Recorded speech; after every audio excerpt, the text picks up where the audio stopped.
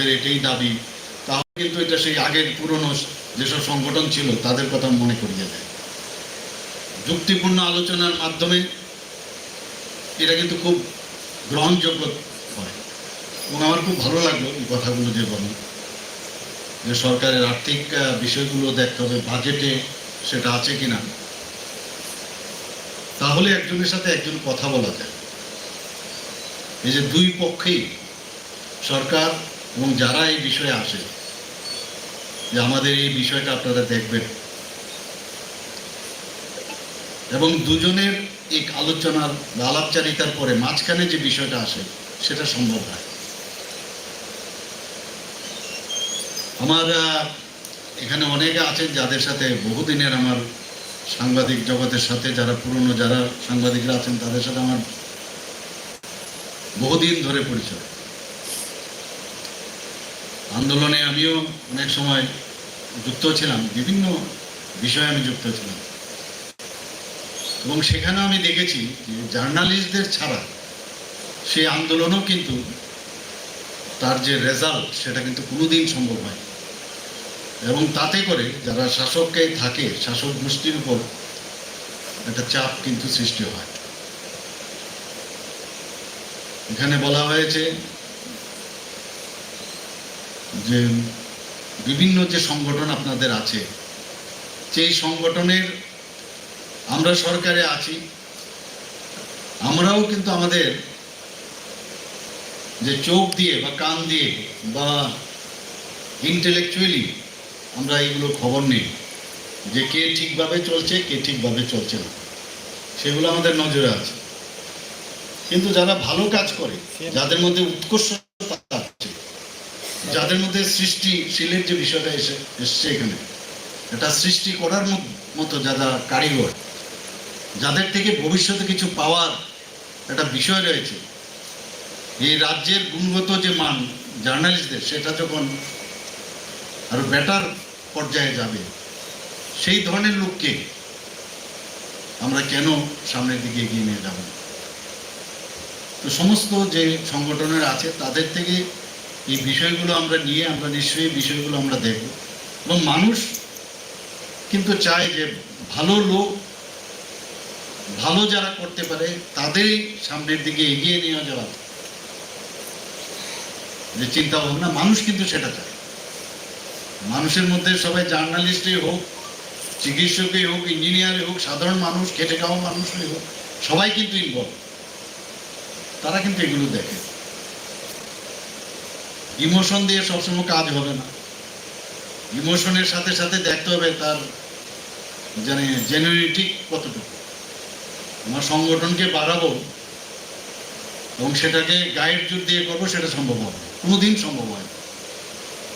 এই যে বিষয়গুলো আজকে আলোচনা হয়েছে, আমার খুব ভালো লাগলো যে এই যে আহ্বান আপনাদের সংগঠনের পক্ষ থেকে, আপনাদের যারা এই জার্নালিজমের সাথে জড়িত বিভিন্ন মিডিয়ার যারা এখানে যুক্ত আছেন, সেটা স্টেটেরই রাজ্য পর্যায়ে হোক বা ডিস্ট্রিক্ট লেভেলেই হোক বা মহকুমা এলাকায় হোক, সবাইকে নিয়ে যে একটা চিন্তা ভাবনা।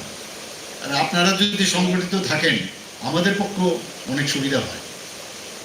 মানে আমাদের পক্ষ মানে আজকে আমরা সরকারে আছি এর জন্য আমরা বলছি আমাদের পক্ষ, আমরা তো সারা জীবন নাও থাকতে পারি, কিন্তু আরেক সরকার আসবে, কিন্তু তার পক্ষে সুবিধা হয়। শাসন যারা করে তাদের পক্ষে সুবিধা হয় না, ওনারা বুঝেন বিষয়টা, ওনাদের সাথে কথা বললে এই কাজটা। কারণ আসলে আমরা মানুষের জন্য সুযোগ আমরা পেয়েছি, মানুষের জন্য কাজ করার। আপনারাও মানুষের জন্য কাজ করছেন, আমাদের ভুল ত্রুটি আপনাদের ধরিয়ে দেন। ঘুম থেকে উঠেই আমাদের নিউজ পেপার আমাদের দেখতে হয়, আদারওয়াইজ এই নিউজ পেপার না পড়ে বেরোনো যায় না বাড়ির বাইরে। সবাই পড়ে, যে দোকানদার, ছোটোখাটো দোকানদার, আমি নিজেও দেখেছি বাজারে, ও বিক্রির পাশাপাশি কিন্তু পত্রিকাটাও পড়ছে। আর আজকাল তো মিডিয়ার যুগ, সবসময় সব নিউজ আসছে, প্রতি সেকেন্ডে নিউজ। এখন আর পিটিআই, ইউএনআই এইসব ইত্যাদি যে বিষয়গুলো আছে তাদের মাধ্যমে যেভাবে নিউজ আসছে, আর মিডিয়ার মাধ্যমে তো এখন ডেইলি নিউজ আসছে, সেগুলো প্রতিটি মানুষ দেখছে। সুযোগ সুবিধা দেওয়ার যে বিষয় সেগুলো তো আমরা তো থাকবেই, এগুলো আমরা করবো নিশ্চয়ই।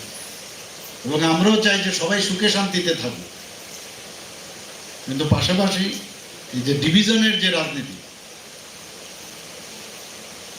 এটার থেকে আমাদের অনেক দূরে আসতে হবে। অনেক সময় মানে এতে ইংরেজরা দিয়ে গেছে এখানে ডিভাইড অ্যান্ড রুল। আমাদের এখন বর্তমানে আমাদের যে চিন্তা ভাবনা, আমরা এই ডিভাইড অ্যান্ড রুলের রাজনীতি আমরা করবো না, আমাদের সরকারও সেই চিন্তা ভাবনা করে না। যারা ভালো কাজ করবে, যারা সুস্থ চিন্তা ভাবনা মানসিকতা রাখে, তাদের সাথে এই সরকার থাকে। সরকারের সব পজিটিভ সেটা কিন্তু ভাববার অবকাশ নেই।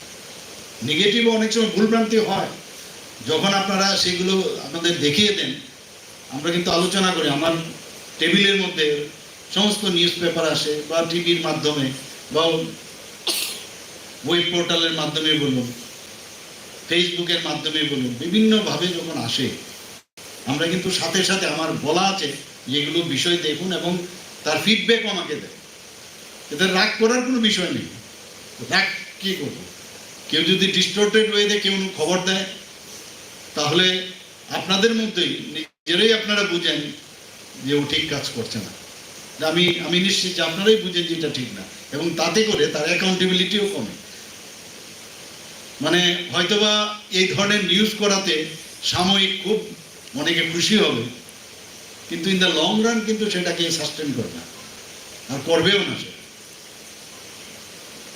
চাকচামিক্য করে কোনো লাভ কিছু হয় না।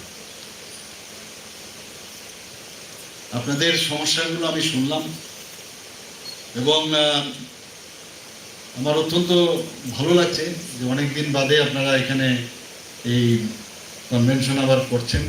আপনাদের মধ্যে ইন্টারাকশন হবে, সেটা নিশ্চয়ই পজিটিভ ওয়েতে আপনারা করবেন। আর আপনারা বললেন যে 2022-এর মেয়ের পর থেকে জার্নালিস্টদের উপরে আক্রমণ বা সাংবাদিকতার সাথে যারা জড়িত আক্রমণ, সেগুলো বন্ধ হয়ে গেছে, এবং অনেকাংশেই মানে নেই বললেই চলে, যেটা মাননীয় সহসভাপতি বলেছেন। এটা কেন হবে? এটা কোন ধরনের বিষয়? এটা হিউম্যান বিইং হিসাবে কেন এটা হবে? অদ্ভুত এক কালচার। সেই কালচার মানুষ, আপনারা তো বাদ দিন, সাধারণ মানুষ এগুলো অ্যাকসেপ্ট করে না। কিন্তু এটা অনেকটা, আমি বলবো যে ক্যান্সারের মতো হয়ে গেছিল বহুদিনের। 35 বছর যে রাজত্ব এখানে হয়ে গেছে, তাতে করে এই ক্যান্সারের রাজনীতি এখানে হয়েছে।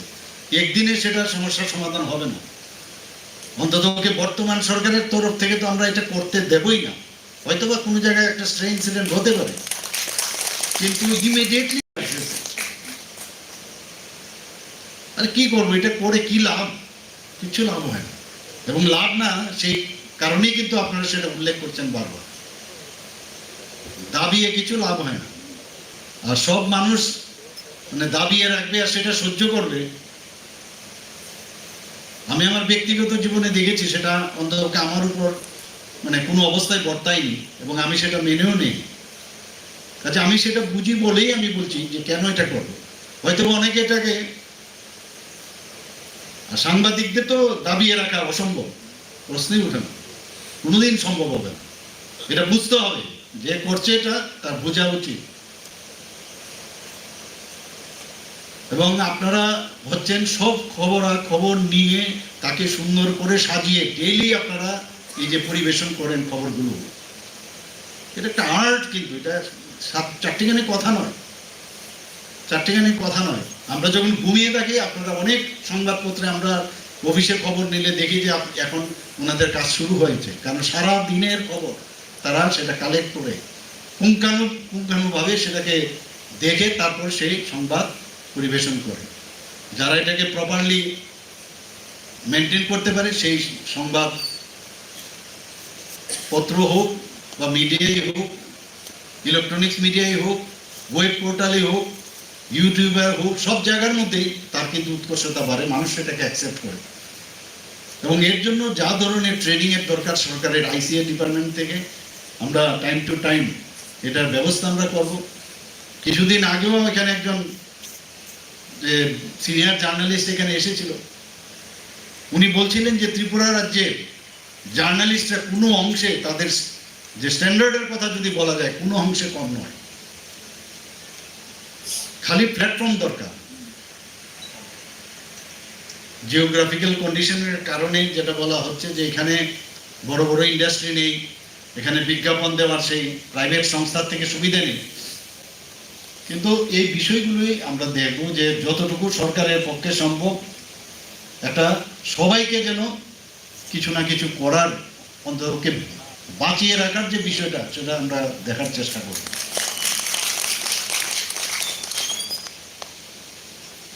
তবেই একটা রিলেশন যেটা হয় যে সাংবাদিক বান্ধব এই সরকার, সেটা কিন্তু এস্টাবলিশড হবে।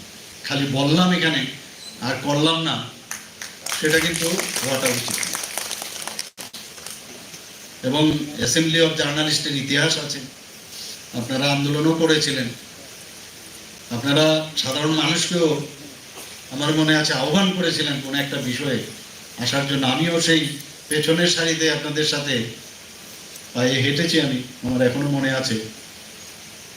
তো আপনাদের যে ফিলিংস, আপনাদের যে চিন্তা ভাবনা, সেটা আরো বেশি একটু দেশাত্মবোধের ভাবনা, যেটা মাননীয় প্রধানমন্ত্রী যেটা বলেন, যখন আপনার মধ্যে দেশাত্মক বোধ, এই দেশকে আমরা এগিয়ে নিয়ে যাব, তবেই কিন্তু সেটা সম্ভব হবে। এবং আমরা মাঝে মাঝে বিচ্যুতি হই। আমরা এখন আর রবীন্দ্রনাথ পড়ি না, আমরা বিবেকানন্দ পড়ি না, শরৎচন্দ্র আমরা পড়ি না, এখন আমরা কি পড়ি? খালি মোবাইল পড়ি। এগুলো হয় না। এগুলো কোথায় যাই আমরা? লাইব্রেরিতে। আমরা ছোটবেলায় মনে আছে বীরচন্দ্র লাইব্রেরির মধ্যে ইটও দিয়েছি, যে নতুন বই বেরোবে আগের থেকে ইট না দিলে সেখানে। এখন তো বীরচন্দ্র লাইব্রেরিতে আমি এখনো মেম্বার, মাঝে সাথে যাই ওখানে, সেখানে গিয়ে দেখি দুল জাগতে হয়। মানে কিভাবে আস্তে আস্তে সবকিছু কিন্তু চেঞ্জ হয়ে যাচ্ছে, কিন্তু মূল যে জায়গা থেকে আমাদের উৎপত্তি, যে আমাদের সংস্কৃতি পরম্পরা, সেটা কিন্তু আমরা ভুলে যাচ্ছি। সেটা আপনাদের মধ্যে যেমন বর্তায়, আমাদের মধ্যেও বর্তায়। আমাদের মধ্যেও অনেক ডাক্তারবাবু আছেন, একবার পাশ করেছেন, ভাবলাম আমি সব জেনে গেছি, এবং সেই যে পড়ে এসছে তার উপর ভিত্তি করে গতানুগতিকভাবে প্রেসক্রিপশন করেন। কিন্তু যে ডাক্তারবাবু আপ টু ডেট, ডেইলি কি কি হচ্ছে, সেই যখন সেইটা পড়তে যায়, পড়ায়, তাহলে দেখবেন তার মধ্যে মানে সেই ডাক্তারবাবু প্রতিষ্ঠিত হয়। আমিও বলবো, আপনাদের তো আমার জ্ঞান দেওয়ার মানে উচিত নয়, কিন্তু আপ টু ডেট থাকে। এত সুযোগ আছে এখন, সেই সুযোগগুলো আপনারা ব্যবহার করবেন। বর্তমানে প্রযুক্তির যুগ, খুব ভালো প্রযুক্তি, দিনের দিনে প্রযুক্তি বাড়ছে। যে কথাটা এখানে সানিধ্যবাবু বলেছেন যে ইনফ্রাস্ট্রাকচারাল ডেভেলপমেন্ট, সেটা খুব প্রয়োজন। আমি দেখবো বিষয়গুলো, ইনফ্রাস্ট্রাকচারটা। আমরা তো চাই যে আমাদের সংবাদ জগতের যারাই আছেন, সেই যে ইনফ্রাস্ট্রাকচারের যা এখন আবিষ্কৃত হয়েছে, সেগুলো আপনাদের সামনে আমরা নিয়ে আসবো। আমাদের আইসিআই ডিপার্টমেন্টকে আমি বলবো, আমি একদিন বসবো ওদের সাথে, কি কি করা যায় আপনাদের সাথে বলবো। কমিটির কথা বলছেন, আমি দেখবো এগুলো অসুবিধা নেই কোনো জায়গায়, যদি মন পরিষ্কার থাকে কোনো প্রবলেম নেই। কিন্তু এই একটাই বিষয়, আমাকে যখন বলা হয়েছিল যে আপনি এই ডাক্তারি ফ্যাক্টরি ছেড়ে কেন রাজনীতিতে এলেন, তো একজন, নাম বলবো না, বিতর্কিত মানে ফিলোসফার, উনি বলছেন যে রাজনীতি তো একদম জন্মগত। কিরকম বলতে, যখন একটা বাচ্চা যখন রাস্তায় নামে মা বাবার সাথে, একদম অল্প ছোট বাচ্চা, সে হঠাৎ করে একটা বেলুন দেখলো রাস্তায়, ও ওখানে বসে গেল, বলে আমার এই বেলুনটা চাই।